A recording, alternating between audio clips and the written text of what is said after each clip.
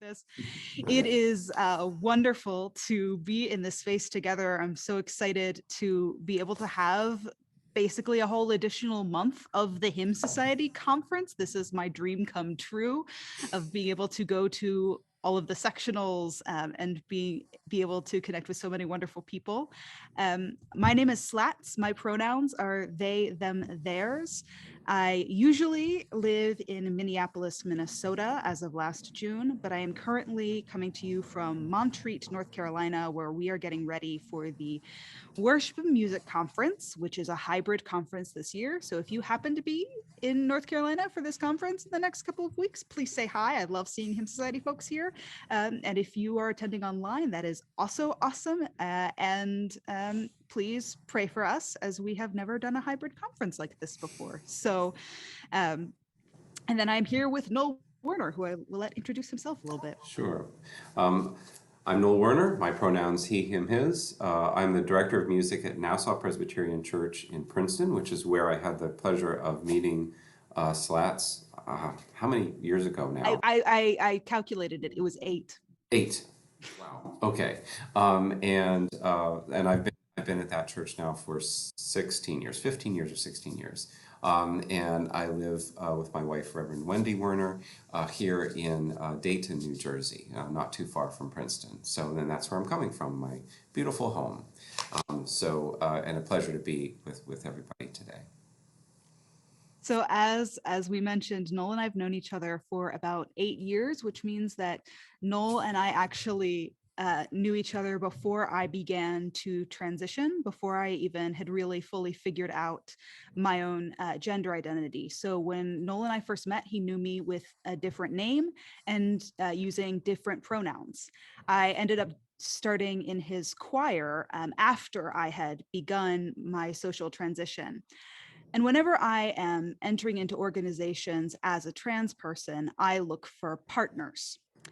As we were thinking about this theme, singing welcome with the question mark, and I've often noticed that a lot of places are more interested in welcoming me than they are prepared to welcome me.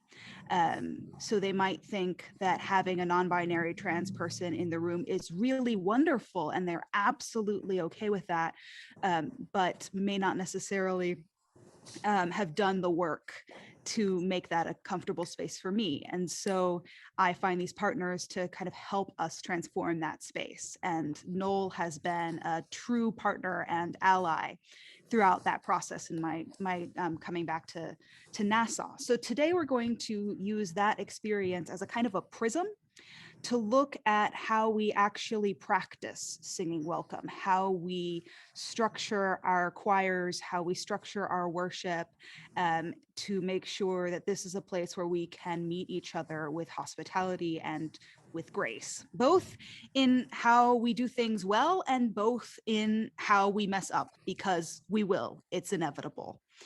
So as we begin this time together, let us pray.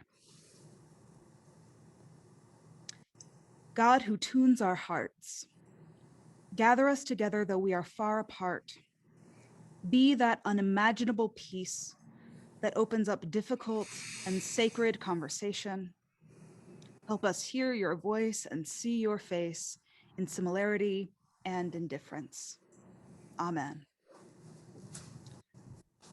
We're going to begin a bit by talking about language. And this is partially so that we all get on the same page as far as the definitions that we will be using throughout this time, but also because there is a lot of anxiety about language right now. We're in a time when many parts of language are shifting, they're changing, they're under scrutiny, and that includes language about gender and sexual identity. And I know many of us don't want to say the wrong thing or use outdated language or mess up, so frequently that turns into not really saying anything at all. So we'll get on the same page as far as some words together, and we'll be continually complicating that throughout this conversation. So the first word that we'll be using, that I want to make sure we're all on the same page with, is the word cisgender. Cisgender is a word that is used to describe someone who identifies with the gender that they were given at birth. So somebody was born, the doctors take a look, check off a box, usually that says male or female, and that person grows up, agrees with the box that was checked off, and has no kind of conflict with that definition. There might be some conflict about gender roles that have been put on that person, but as far as internal identity, they would still identify as whatever the doctor checked the box off. So I believe, Noel, you identify as cisgender. Doctor said you were a boy when you were born, you still identify as a man. Yes. The next word we're going to talk about is transgender. Transgender tends to be a more known word, actually, than cisgender. Cisgender means, cis is the prefix that means in the same way as, whereas trans means across from. And it helps to even up the conversation as opposed to being about trans people and normal people. That's not quite the language we want to use right now. So a transgender person is anyone who the doctors looked, checked off the box, and then later in life, that person decides, you know what? I don't really fit that box that was checked on my birth certificate. So you have trans folks who still identify within the gender binary. My partner, Mads, is a trans man. When he was born, the doctors took a look, checked off the female box. As he grew up and got older and started to get more language around gender, he was like, no, I think I'm a guy, and started living in that way. I was like, yep, definitely a guy, and is now uses he, him pronouns, and feels much more comfortable identifying as a man. He has done some physical transition through hormone therapy, which I'll talk about in a little bit. But that is not a prerequisite for identifying as a trans person. Some folks aren't interested in surgery. Some folks can't have surgery or hormones. It's really inaccessible medical care for a lot of people. And really anything with bodies is complicated. So we're talking more about how people are identifying than what their body is doing or not doing. And then there are those of us who the doctors checked a box, and then we grew up and said, you know, I don't really like that box, and I don't really like the other box either. So I grew up really disconnected from the idea of gender at all. It didn't make sense to me. I didn't know why everyone kept talking about it. It just kind of seemed an inevitable fact that had absolutely no bearing on my life. And it wasn't until I heard the word non-binary that I started to realize, oh, there's another option.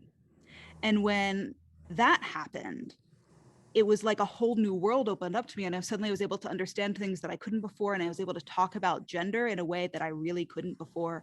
And so I identify with neither gender. Some folks who are non-binary will identify kind of back and forth. Some will identify with all genders. It's a really broad spectrum of creativity.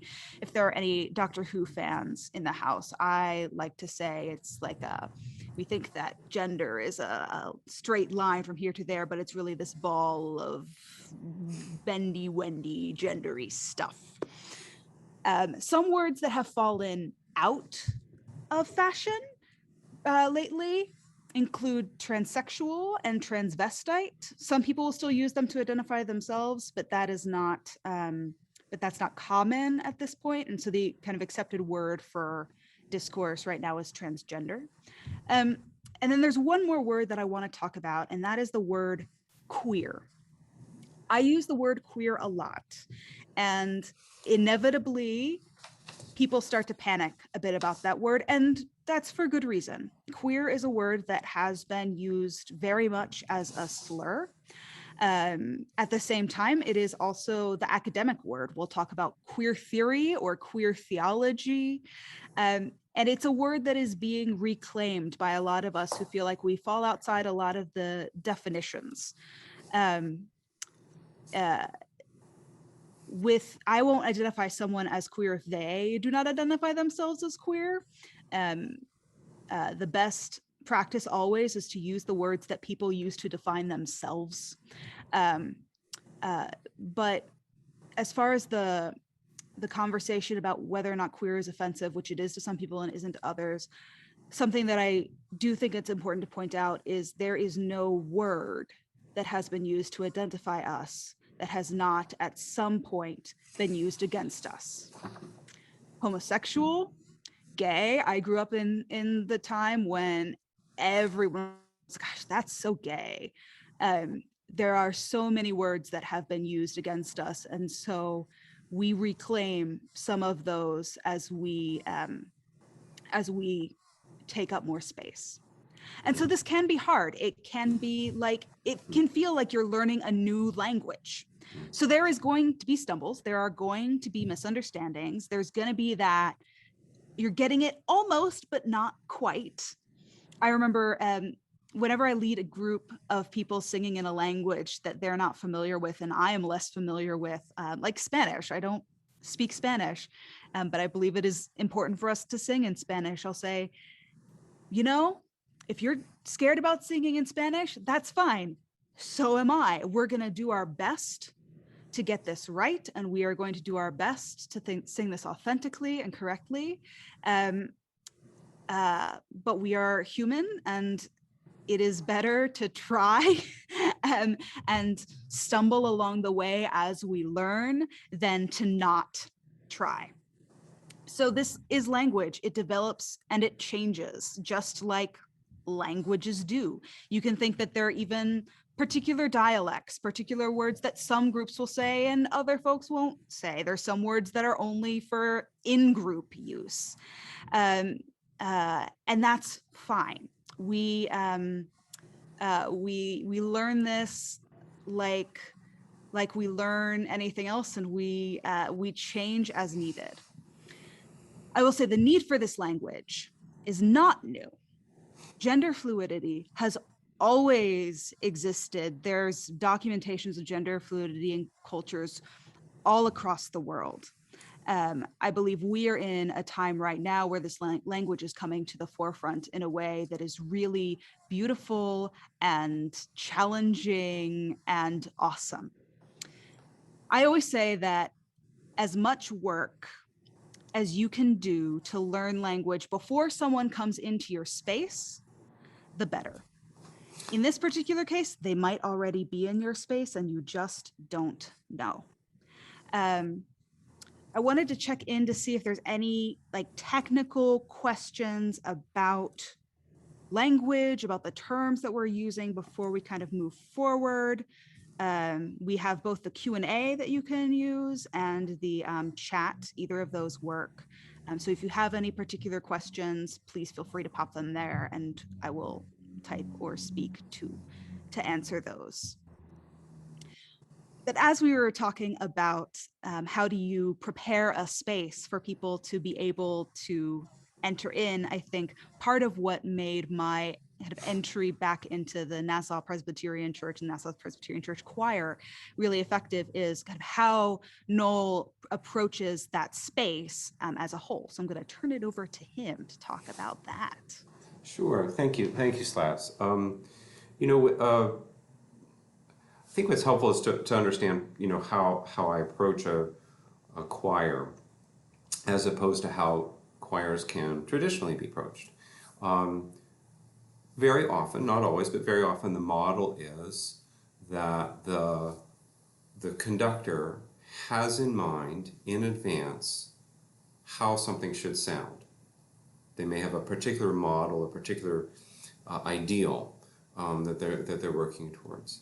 And then the individuals come in the room to participate in realizing that ideal that person has. That can be a very compelling thing to aspire to, particularly if the person's a genius of some sort, or somebody that folks really respect.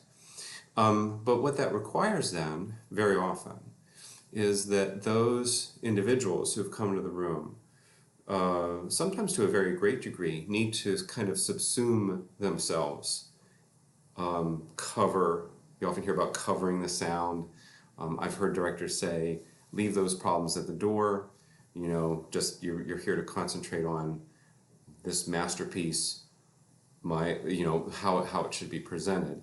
And I think that in a church context in particular, but also how I approach things, that I find that to be kind of stultifying and not very interesting, and in a way sort of defeating. And I like to turn that model on its head. And instead, I'm more curious about, well, who's in the room? So one of the things that happened when I auditioned at the church where I'm currently serving, and this is a story that a number of choir members tell, you know, almost every time we see each other, is that while they were singing, we were working on a piece or we were warming up, I just walked up and down each row very slowly, listening to each voice. It really threw them off. They were like, well, what's happening? You know, and that's because I'm interested in each individual, what color, what timbre, what personality they're bringing to the sound. And I'd rather have this broad palette to work with. So I can say, I need a little bit more of your voice, I need a little less of your voice. I want you here because you help us sing gospel. I want you here because you help us sing Brahms. I want you here because you help us sing shape note hymns. I want you here because you help us sing Palestrina. Whatever that is, that I have this palette, this variegated texture to work with. And I'd rather step aside and learn from those individuals what the piece is going to sound like. And then actually begin to select repertoire that is suited to the individuals that I'd like to hear. And so one very telling moment was I had a soloist who was singing a particular piece and felt that it should be done in a particular style, and kind of affected a sound for me, manufactured something. And I said, well, what's happening? He said, well, I'm trying to figure out what you want. And I said, what I want is you. So set all that aside. I wanted you to sing this because I wanted your voice, all of it. And then this individual sang that way, and it was instantly free, and it was, you know, and you could see the response in the choir, like, oh yeah, you know. And I think if you model that way, my experience has been, if it's risky, it's a little wild and woolly sometimes, you know, but ultimately it's more interesting, and it's more, I think it's more reflective of what you'd like to see in a choir in a church, which is kind of a church within a church, is that your voice, your presence has a very important part to play in this ensemble that we're putting together. And that we actually have something to learn from each other. And you're valued, all of you is valued, rather than how you fit into an ideal. And if you do that, a couple of things happen. One is that it creates, and this gets to what Slats is talking about, I think, about creating the soil, is that of acceptance and understanding. It creates the willingness to be vulnerable, and to rather than trying to solve each other, to learn from each other, or to just to listen. For me, it's akin to poetry. When I read poetry, my first task isn't to solve it, figure it out. My first task is actually to listen to it. That I read it out loud. I experience it. And the understanding actually comes very often through that experience, rather than sitting there trying to unlock the meaning of something, you know. And it's the same way, I think, with each other, and how we're going to, in a way, enter into this piece together. So that's, I think that's one thing that comes out of that. And the next thing comes out of is this continuous process of discovery of what a piece of music can become in that moment, at that time, then, rather than, well, it always sounds this way. Well, no, it's not going to. And we don't need to be anxious about who's here, who isn't here on a particular Sunday. This is who's here. This is the way it's going to sound today. And so that's sort of my approach. I kind of, for me, I just sort of turn it on its head. And then the last part of that too, that I think is helpful when we're starting to talk about the issue of welcome, is that for me in my role as a director, I feel that I'm most successful when I'm doing one of two things. I am just one is I'm just riding the wave of energy that the choir is creating. I'm just helping shape it and direct it, but I'm showing them what they're actually doing, of their own volition.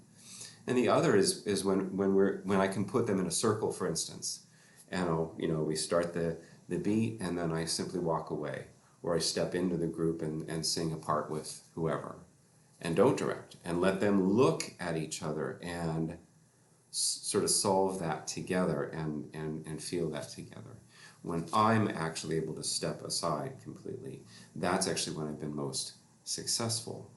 And that also turns the whole, director-leader model a bit on its head as well, I think, the traditional one anyway. And how that gets at welcome is that welcome sometimes is, we're so glad you're here, and we're looking forward to you learning our culture and how we do it, and conforming to that to some degree. And the success of the welcome is how well you have actually subsumed yourself into the culture and the norms of the group that's there. Whereas I think this model of welcome is, how vulnerable can I, as a director, for instance, become? How much can I step aside and really listen and and let go? And I think that's true with how the choir then begins to interact with each other. I hope that kind of gets at what Slats, at what you encountered. Yeah.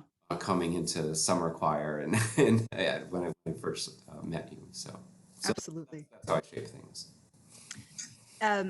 So with the timeline of how I got involved in the choir, Noel was trying very hard to get me in the choir my first year of seminary, but I was in the Princeton Seminary touring choir and could not take the Sundays off. And the funny thing was that for the next 2 years of seminary, I was away from Nassau because I was doing my field education. And I just so happened to do my field education at the church where Noel's wife, Reverend Wendy, is the solo pastor. This was also right around the time that I began to transition. I started becoming more comfortable with a non-binary gender identity and started embracing that towards the end of my first year of seminary. Spent a lot of time in the summer in very queer spaces exploring what that was, which was really vital for me. And by the time I came back to school in the fall, I was starting to introduce myself with they them pronouns on the school's campus. I did not initially come out at my field education because I was not prepared to deal with that with this new congregation. I didn't know. I was still trying to figure out like how to write a sermon. I wasn't ready to have those conversations yet, but I did come out to Wendy that October. And from what I understand, Wendy and Noel did not really have much of a sense of gender beyond the binary before I came out. And immediately they did a lot of research. They did a lot of Googling and reading. And the first things that I saw in that was I just noticed immediately, even though I was not out in this congregation, immediately Wendy began to shift some of the liturgy so that it was more inclusive of people of all genders in worship service. So saying sisters, brothers, and siblings in Christ rather than just sisters and brothers, that sort of thing. So I finished up school eventually, and then spent one more year in Princeton. So I was like, this is great. I can finally join a church choir for the first time in a long time, as I've been, away being a student pastor. And I came back. I came back to Nassau. So at that point, I was pretty much out.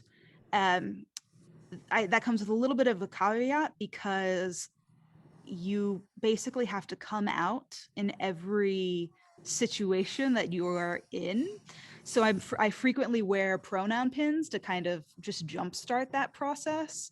But there are certain assumptions that people make when they see me, and particularly when they hear me, and particularly when they hear me sing. I am very lucky to have a very wide range, but I still tend to be somewhere in the alto 1, soprano 2 space. And so people will then assume what pronouns that I use based on that, will assume what identity I have based on that. So I did connect with Noel saying, hey, I'm coming back. I know that you have been updated about this whole situation. And so how can we figure this out together? Right.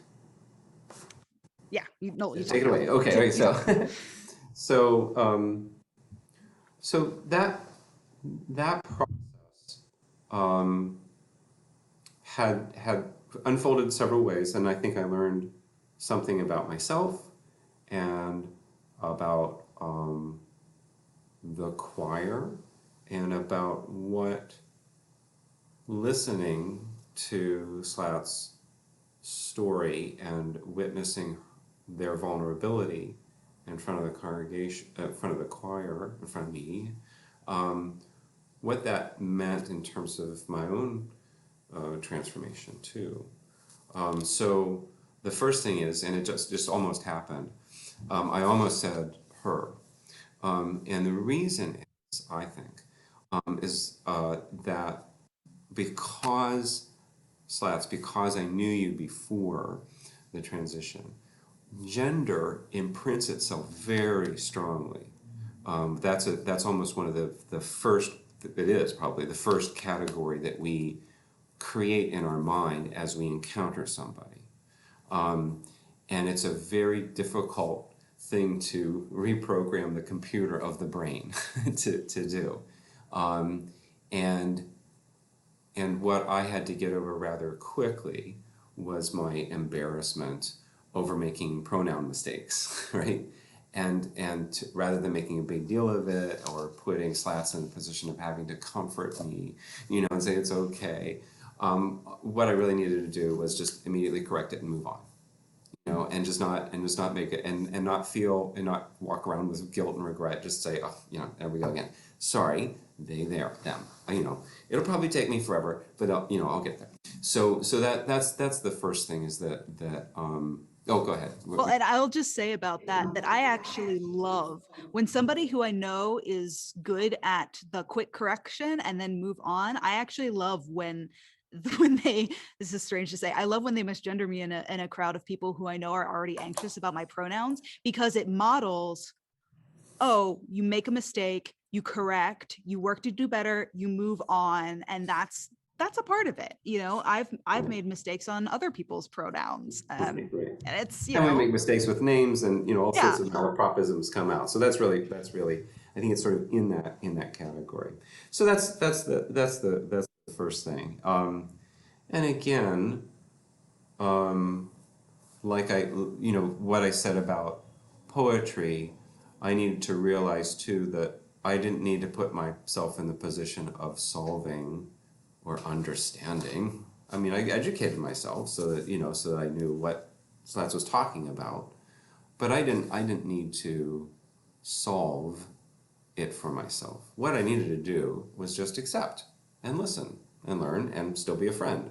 Okay, that's and listen to the poetry of Slats' life, as I would do with anybody, as I've been doing in the choir, and that puts you in a much different position, and a less controlling, anxious. How am I going to get my mind around these categories? Well, I'm just going to continue to be a friend. That's what I'm going to do.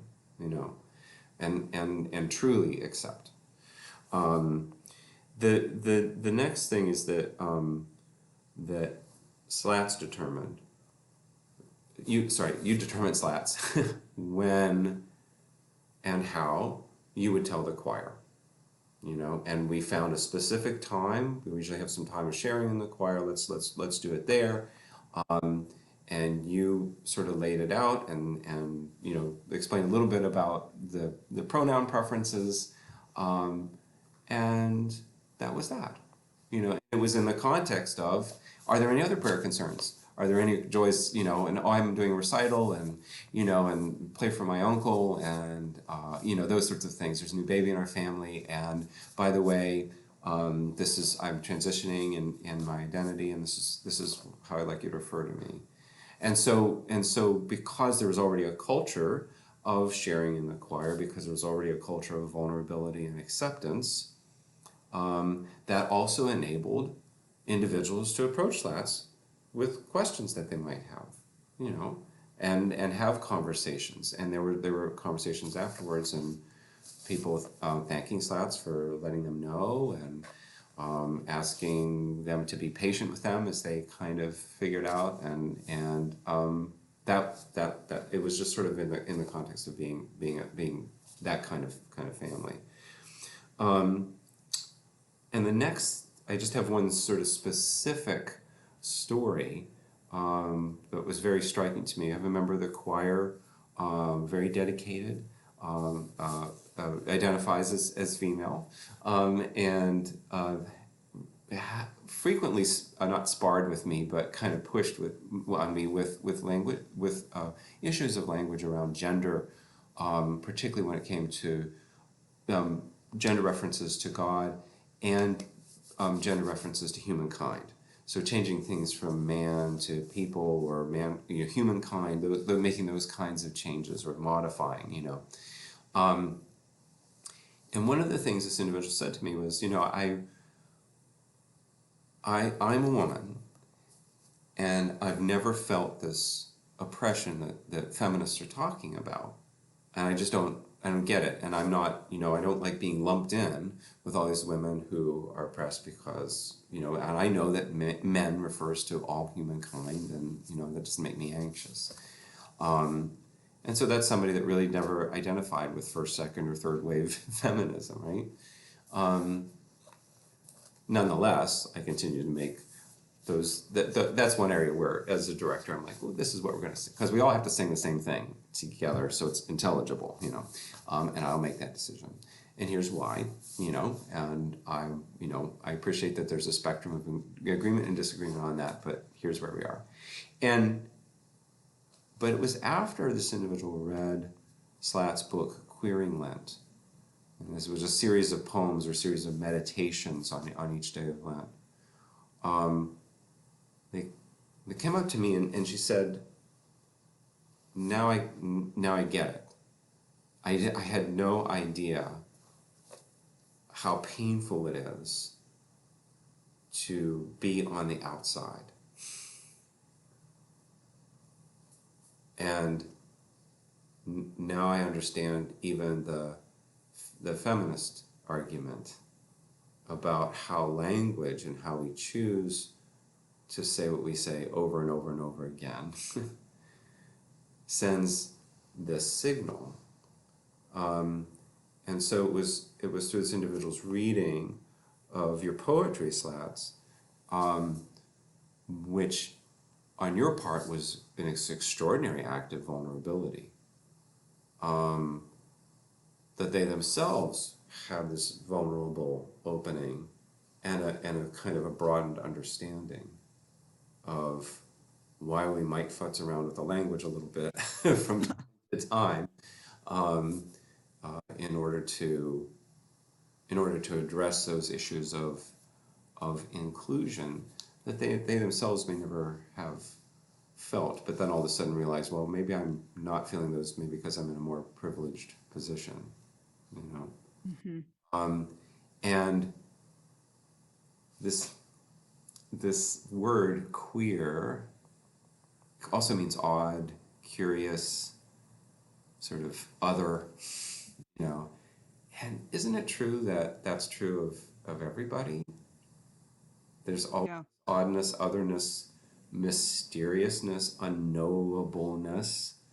Um, and so the witness of individuals who are transgender, non-binary, that whole, what you called the ball of gender, bendies or whatever those were, um, that witness, if you really listen, you actually may see a bit of yourself in that too, even if you, like me, you're, sort of cisgender, right? Well, you know, and if so that's part of the work of welcome as well, is the is kind of the individual transformation that Mhm. so I, yeah.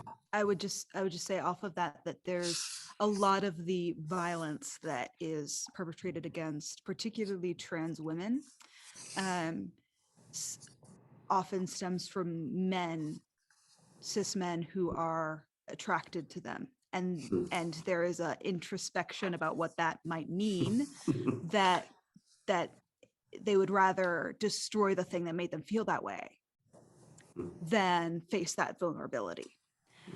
And so having these spaces where that vulnerability is supported, I could come out at Nassau's choir because I knew that if there was somebody who got very angry and came up to you and said, I can't sing in a choir with someone like that, you would have my back. For sure, for And so sure, yeah. that also kind of allowed for that space of vulnerability. And I think also allowed me to be gracious with people as they learned, that they were learning and trying their best, and so I could extend them the grace as well to go through that process. um you know so yes.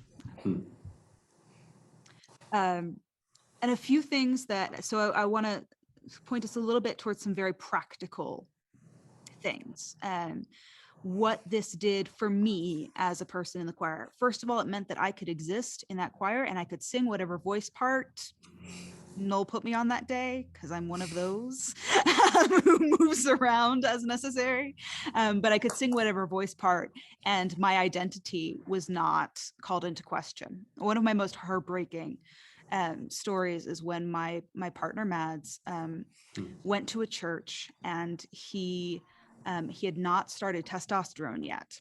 He pretty easily, once he like cut his hair, he pretty easily was assumed to be a guy until he started speaking. And he came back from church that one day and he brought a hymnal to me, and he said, "Can we sing some of the hymns that they sang in worship today?" Because when I got there, everyone treated me like I was a guy, but I knew that if I started singing, because at that point he was probably a high alto, they would know. And so he didn't sing because he didn't want to out himself. Wow, wow. Um, now he's now a baritone, thanks to testosterone. But particularly for trans women who transition and go on hormone therapy, that doesn't change what puberty has already done to their vocal cords. And so there's uh, they're women who are basses, and that it can be really hard to enter into a choir space and feel like your identity is going to be taken seriously with that. um, uh, One of my favorite stories in this whole time is one time when Noel messed up, um, which was pretty early on. I got a call on Saturday night. And if you're getting a call on Saturday night from your choir director, something's probably really wrong. And so I picked up, and I remember Noel saying, "I am calling to warn you and apologize." Said, "I was looking over the bulletin and I realized that for one of the hymns, I split up the congregational singing with women and children and men. And I did that without thinking. about you and where you would fit in that. So first of all, I wanted you to know so that it didn't just pop out at you on Sunday morning. Um, Second, I wanted to say that I'm sorry, and that, you know, that will change going forward. And he said, also knowing you, I feel like you've probably talked about this at a workshop or something and done research on this because you're, you know, involved with the hymn society and all that. Like, I'll do my own research, but if there's any particular language that you have found to be helpful there, I would, you know, love to hear it. Um, and so, uh, did you end up doing higher voices, lower voices? Mhm. Talk a little bit about how you separate voices both in choir and in congregational singing. Well, yeah. So that was the suggestion. Higher voices, lower voices, right? Um, and so we've continued to use that. Not even saying trebles, basses, or something like that. Just saying higher and lower because that's more universally understood, and there's a little more latitude for folks to find themselves wherever they are on in that spectrum vocally. Um, so another story. Recently, I was preparing an anthem for our reconstituted summer choir. It feels so good to say that. Um, and the anthem, I was marking scores just to make life easier, quicker, all that kind of thing. And I noticed that the engraving on this, that the score divide when it indicated voices to enter, it used men, women. And so I elected in those scores every time those instances came up just to put a little line through that and say for women SA and for men TV. I didn't say anything about it. It was just in their scores. But I think it probably sent a signal to some like, oh, not we can't say men, women. We can't identify as a man or woman. That's not what we're saying. What I'm saying is it's not accurate. I have choirs with female tenors, and I have adolescent boys who are still singing soprano and alto. You know, and I know of male altos. So so it is much more accurate, um, and easier for folks to enter into as well without having the overlay of what gender I might be, or that gender is only identified with that voice type. Mhm. It's just that's what your voice type is. Um, and so for somebody like Mads, as he was transitioning, wouldn't it have been wonderful for him to know some men's voices are high, Mhm. some men's voices are low.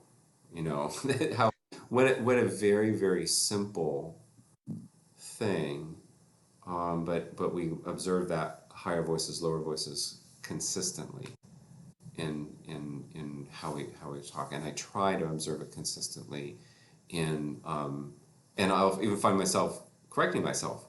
I'll say women, I mean sopranos, altos. Just erase. Let me start over again. Sopranos, altos. Let me be more accurate. And that, but it's also more hospitable, right? Mhm. And it's meant a transformation for me as well, an adjustment to my language and how I approach it. So yeah. Um, I think that that kind of modeling of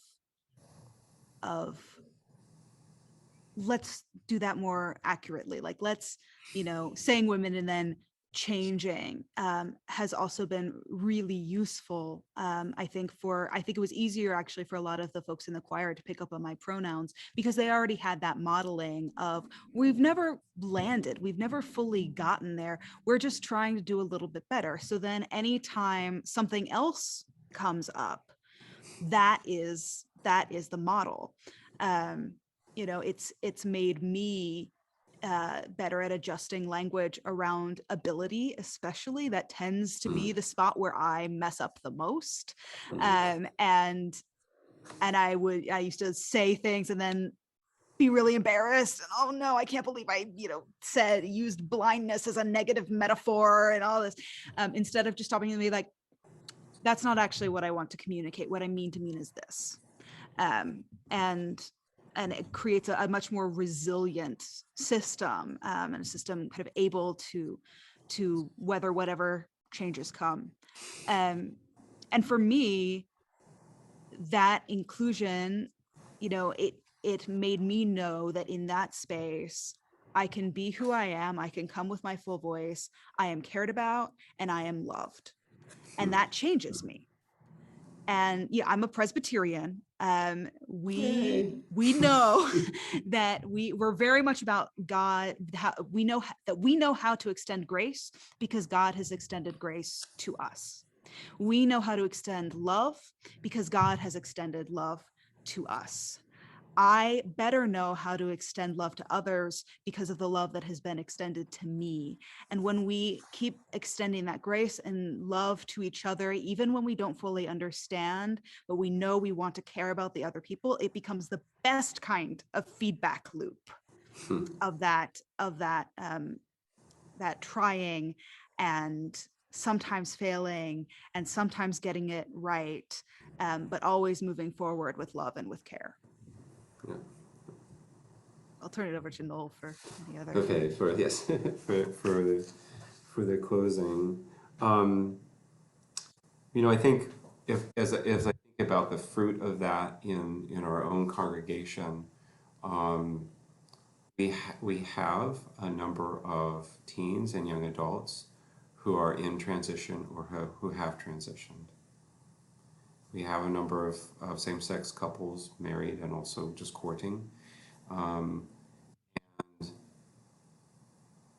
because because we've been taught, because we've been vulnerable, because we've been learning, there's space for those individuals, for the mystery of who they are, to have a place um, in the congregation, not because they've conformed themselves to us, but because they are already us, right?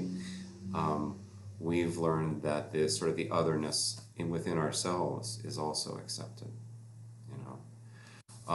And for me, the passage that I come to, that I think sort of centers this, is in Romans 14. The presenting issue there is that there are probably Jewish Christians and Gentile Christians, and Jewish Christians are still observing some dietary laws, and the Gentile Christians have their own dietary laws, and there are holy days that are observed, and others don't. And Paul says, don't look down your noses at each other because one observes this and the other one doesn't. Because one finds this meaningful and the other doesn't. Instead, there should be a culture of generosity and grace with each other. Don't put yourself in that position of judging, but instead in the position of understanding. And that's really what we're talking about here, about really listening. And when you do that, when welcome is about the transformation of the self. I think about the story of the Good Samaritan, and the lawyer wishing to justify himself says, "Well, who is my neighbor?" And Jesus ultimately says, "You're the neighbor. You don't have to worry about who's in, who's out, who should I be reaching out to, who should I be welcoming. You should be the welcome. You should be the neighbor. You're the neighbor." And so there's that self-emptying that has to happen. There's that Jesus is just saying you're transformed, and the rest will come.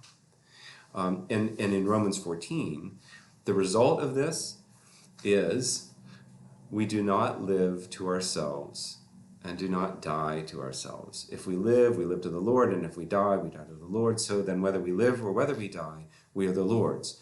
For to this end Christ died and lived again, so that he might be Lord of both the dead and the living. Christ lives in us. That's what really happens when you walk into this kind of welcome together, right? And that's a really profound lesson that I learned from you, from your vulnerability, from your willingness to have that that conversation. This is who I am. This is what I'm going through. This is what I want to share with the choir. This is how we're going to do it. Oh, you made a mistake. Here's how we might do better. You know, I noticed this. Could we change that? Yeah, I think we could. You know, here's a book of my poetry.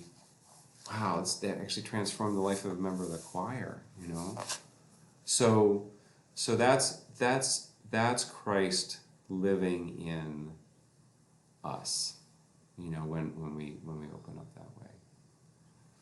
So Slats, I don't know if we want to have a time of closing prayer and then our Q&A, or Q&A and then a closing prayer. I'm not sure which would be the best, I think. Let's do a closing prayer and then Cool. Q&A. So if there's anyone that needs to scoot, they Right. can do that. And if you have particular questions, you can go in the chat or in the Q&A box. I will also be doing a featured sectional during the conference in July on specifically congregational song and gendered language. So things about that particularly may also be answered there, but particularly for any choir related questions, this is a great time. So I might come to that. That sounds good. All right. Well, let's close with prayer. O Jesus, who gave yourself up for us, help us give up ourselves for each other. O holy God, who shaped us and formed each one, help us to honor the mystery of each other. O Spirit of life, who transforms the world, open and change our hearts in each and every encounter. Amen. Amen. Thank you so much for being here again. If there are any questions or comments or further conversation you're interested in having, this is always, I think, the most awkward time of a Zoom webinar. Is right. It's like sort of like in the cosmos there. Do we hear anything? So, although I will say this was super fun. This is yes, absolutely. Just sitting down and chatting with a friend. This is great. Yes. Let's see if anything. We can also just vamp while people maybe type. Well, yeah, well, they're maybe contemplating. Who knows what's going on here? All the wisdom. Chatting. No. Slats, have you found any of this to be translatable to other situations? I mean, this was a unique context in a unique time in your life. Mm-hmm. I don't know if this is an answer to that question, but this is what I'm going to say. I find, so there are certain behaviors that frustrate me with people. I am never frustrated by people who are very honestly trying, and we can tell when you're very honestly trying. There are a lot of people who are concerned that, like, just because you made a mistake, I'm gonna think you're not trying. No, we know, but there are also people who will just say, will use the wrong pronoun, be like, well, you know what I mean. I don't actually have to use your pronouns. I'm like, No. that's not how that works. Or dismissing my concerns because they don't see the problem and they don't think it's valid. And that as I have been frustrated with those, I have also worked to reflect in myself when I am doing that behavior against others. So when somebody says, like, if somebody says that something that I love, like, you know, an old movie or old musical, because I'm a musical theater nerd, that I love is racist, my immediate reaction is, well, no, it's not. You know, it was written in this time, and to talk about all the consider the context and exactly. Like, well, and I'm like, wait, I'm doing the thing that I hate it when people do to me, and so the very least I can do is just stop and sit with it for a while. Right. You know, I have friends who are from Puerto Rico and are very angry about the remake of West Side Story that's happening. Yeah. And I grew up with West Side Story. I love West Side Story. It's by my favorite lyricist.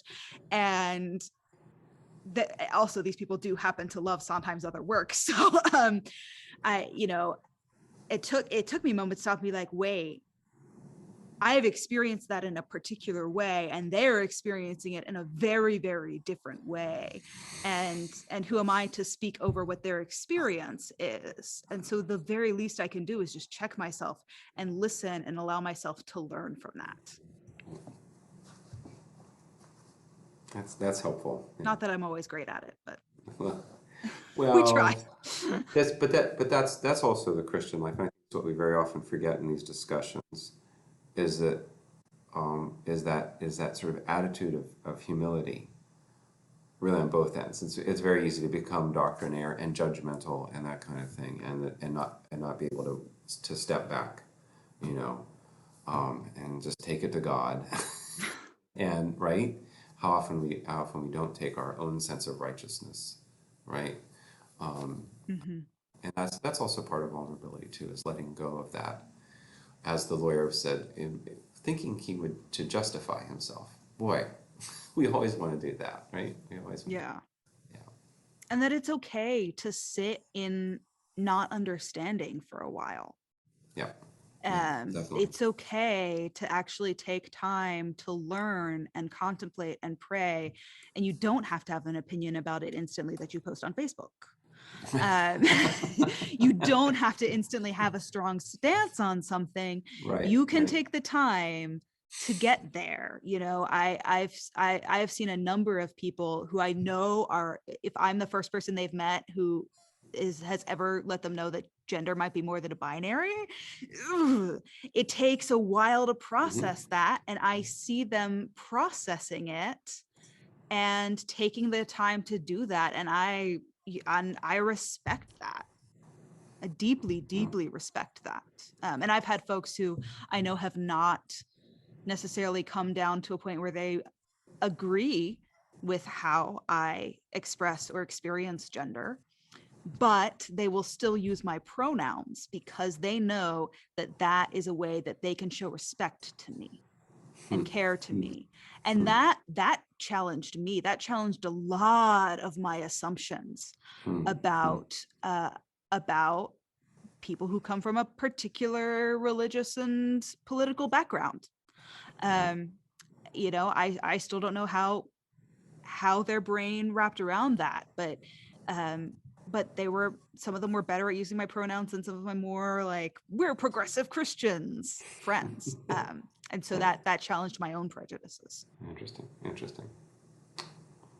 All right. Well, it seems like we have a quiet group, That's okay. That's okay. but That's a good one, it's a listening and absorbing group, which is great. which And is what we've been talking about. that's right. Exactly. Exactly.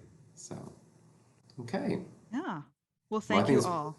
thank you so much, and yeah, and really appreciate the generosity of the Hymn Society inviting us in to have this conversation together. So.